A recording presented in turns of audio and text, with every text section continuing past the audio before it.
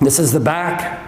You can see that his hair is a natural style ponytail of the time, of the Jewish people of the time. Scalp blood, not necessarily just on a crown, but all over his scalp.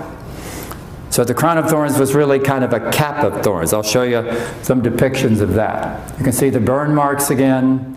You can see the blood and water. Now remember, since he's lying on his back, this is gravity pulling blood out of the right side of his chest, mixed with fluid, pleural fluid, which is like water, and now it's flowing evenly across the shroud as it pours out of his lance wound.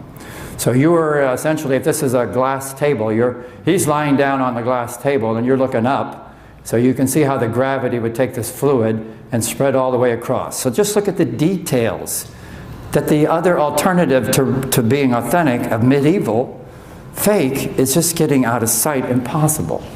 There's his knees again flexed. All right? So now nothing happens from 1898 until 1976.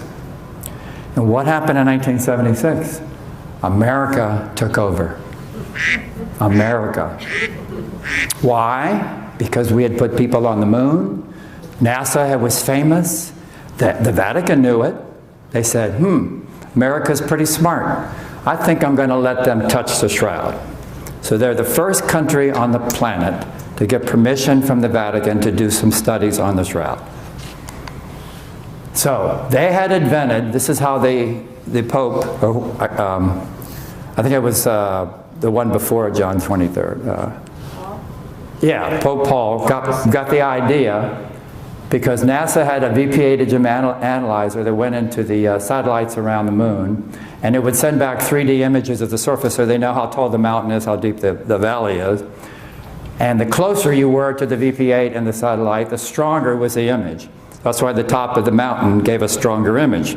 So this camera was then picked up by the miracle grace of God. Well, let me explain this before I talk about who did it. All right, so here's a picture of a two-dimensional girl put into the VP8 image analyzer. She's two-dimensional, like all pictures we have are two-dimensional. They don't have three-dimensional information. So this is what you get if you put it in the VP image analyzer. You get distortion. There's nothing there recognizable.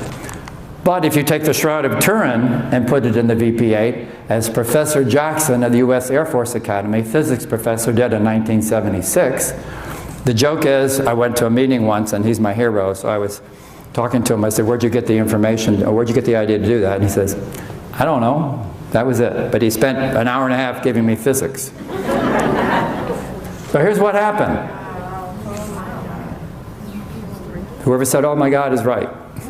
That's a 3D image that a medieval forger figured out. Or, this is authentic. So, the America forms a team. There you go, Pope Paul VI. Got permission to do the team, and all these scientists from Los Alamos, Lockheed, IBM, Jet Propulsion Lab, all these people, about 32 of them, got together and flew to Turin, Italy for 5 days and studied the shroud and put their hands on it and did everything. They did all these specialties were represented by that group of 32. All right, let's talk about their beliefs. 38 were smart aleck scientists, agnostics. Some of them, a couple were atheists. 2 were believers in Christianity. 3 were raised Catholic. 34 raised Protestant. 3 raised Jewish. Jewish on this little scientific trail. And they all arrived thinking the shroud's a fake. They were just there to prove it, have a little fun in Italy, and that's it. All right, they all left. As honest scientists would say, I don't know if that's Jesus, but it's not a fake. I can't explain how that image got there. And they have a long treatise on all their findings, and there's no explanation they can give other than heat, oxidation, light, and all that. What you're going to see. This is the group, and that's Dr. Jackson. This is when they first had the ability to see the shroud and touch it. This is some of the equipment they had. All right, and this is where the pollen came in. So when they took samples on slides, they finally got back to America. So I was just going to tell you, this is what got me interested. 3 types are only found in Israel, 14 in the Middle East, 58 in other parts. And of course, this was faked by somebody 376 years before they invented a microscope. This is the pollen. So it's either Gandelia terniforti or it's Helichrysum, but we're not sure. They look so similar. But that's the one that's all the pollen, especially around his head. And Gandelia terniforti and Helichrysum have sharp thorns, bushes. All right, then we look at the blood, and they figured out it's human blood, AB. And just as a little side joke, might have come from Jesus, AB is the universal receiver of blood transfusions. And guess who's the universal receiver? Nuclear DNA strands are found, X and Y chromosomes are identified, mitochondrial DNA is there, but we haven't checked it out to try to do any matching. So we got X and Y chromosomes. All right, another little point that the medieval faker was so intelligent. He didn't just want to have human blood, he wanted to torture the blood first, because he knows we can measure bilirubin 400 years in the future. So tortured blood is high in bilirubin. So if a person is beat up, the red blood cells are getting smashed by getting beat up while the person's alive, and the red blood cells are breaking down in circulation, and leaking out of them is bilirubin. Bilirubin is a pinkish red color. So the pinkish red color is now saturating the other red blood cells. So they're getting more red, more red, more red. All right, so the medieval forger thought to use tortured blood. This was a Jewish chemist and part of the Stirp team, Allen Adler, that figured that out. That's called hemolysis, breaking up the red blood cells. So the medieval forger in 1290 knew photographic negative, 3D imaging, pollen identification, using blood, not paint, using human blood, and then he thought to torture the blood. All right, now we're going to talk about the chemistry of the image. This is what we know in 1978, 2007. So here's Dr. Jackson looking with a spectroscopy. A spectroscopy is a microscope that analyzes reflected light. So when you reflect light or aim light at something and it comes back at a certain color of the prism, you can identify which element of the periodic table it is. So they aimed the light at the image of the shroud, and what came back is that's linen. Not paint, not dye, not pencil, no crayon, nothing. It's linen, all right? So that was a great beginning because it identified there's nothing in the image but the cloth. And this is a microscopic close-up of individual fibers with no paint, that's blood, no paint on them, and fibrils that make up a fiber. This is under visible microscope. This is an X-ray shooting through the image of the man. And the X-ray is not stopped by anything but the blood. So the image on the shroud doesn't have anything in it that stops an X-ray except blood. 3D, finally explained in 2007. All right, hang in with this. Here's the body lying down, there's the lower cloth, there's the upper cloth. So the cloth is touching his toe, touching his knee, touching his hand, touching his chest, but there's gaps here because it's kind of tight on the top where there's not touching. Of course, it's touching along most of the bottom. So we have image creation where there is no touching. So what can do that? Can gases leak out of a deteriorating body? Do they go in a perfect perpendicular line, or do they just spread out like a mist? No, gases don't do that. The only thing that does that is radiation. Some form of light or radiation. All right? So that caused darker, stronger radiation effects or light effects on the areas here which are darker on the shroud, giving it the 3D quality. So the image formed in areas where there was no contact. And here's a typical fiber, and that's where the image resides. Only on the very top surface, 1%.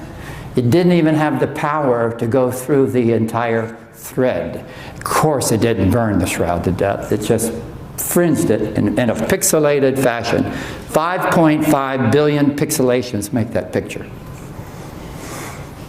And it scrapes right off with a razor. So what is it? Dehydrated flax, dehydrated cellulose.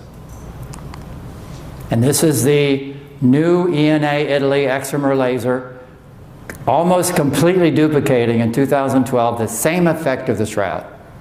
Those are the pulses and the timing, and they created an image on linen that's the same depth as the shroud, an excimer laser. So, the summary is, what is the image not? Not a painting, not a drawing, not a rubbing, not a scorching, not a photograph, not a bleaching. All right? Now, what about the Bible? It agrees with the Bible really well. So we're going to talk about the Passion, the Crucifixion, and the Resurrection. Scourging, crowning, nailing. Start right out. Here's the scourge marks. Over 120 scourge marks from a Roman flagrum, leather strip with a barbell, lead barbell on the end. All over his back, scalp blood with a better close-up. There's a close-up on a life-size picture of the scourge marks themselves. There's a scourge mark. He fits perfectly into it. And here's the marks all over the head that looks more like a cap of thorns rather than a crown of thorns. And this is a picture of the limb of a Gundelia terniforti. Almost 30 bleeding sites. And this is what we really think the crown of thorns look like. All right, so now he was nailed to the cross. So this is a typical picture we're used to. The nail goes into the palm of the hand, but not really, because this man has no thumbs. 4 fingers, no thumb. 4 fingers, no thumb. Wrist. Now look at that. Look at this. These are 2 blood marks. They're going in 2 directions. So he's hanging on the cross, and he's breathing in, and his hands are in this position, and the blood is dripping in one position, but then he goes down, and the angle changes just a little bit. So the rivulet of blood changes its angle as he goes up and down, trying to breathe on that nail, pushing himself up. So the blood keeps dripping out at different angles. You understand what I'm saying, right? All right. So when the nail goes into the wrist, it hits the median nerve. Median nerve provides the muscles that make the finger muscles contract. So when the median nerve is broken or bisected by the nail, the spasm of hitting the median nerve makes the thumb hide behind the hand and go into spasm. So when the image is created, there's no thumb. All right? So if you look hard enough, and if you have time, you look on the computer, you can see a little darkness in the shape of a thumb that's in the middle of the hand. A little bit hard to see. So that's why it has no thumbs. All right, so I could go on and on and on, but between 1978 and 88, there was over 100 facts, scientific journals, and they all point to no medieval forger did this. So everybody's very happy. Oh boy, this is wonderful. Until Pope John Paul II got courage to say, okay, do carbon dating. It's okay, I'm fine, no problem. So they do carbon dating, and of course, Jesus doesn't make everything simple. So he throws science, which you're going to see didn't work out to be real science. He throws the science of carbon dating at us just to cause us a little stress when we were so happy. So the carbon dating comes back, and these are 3 people of 3 different carbon dating labs. That shroud came out of the ground in 1260 to 1390. That linen was made out of flax in those years, according to carbon dating. All right? Now you're going to see why I'm standing here, because it's wrong.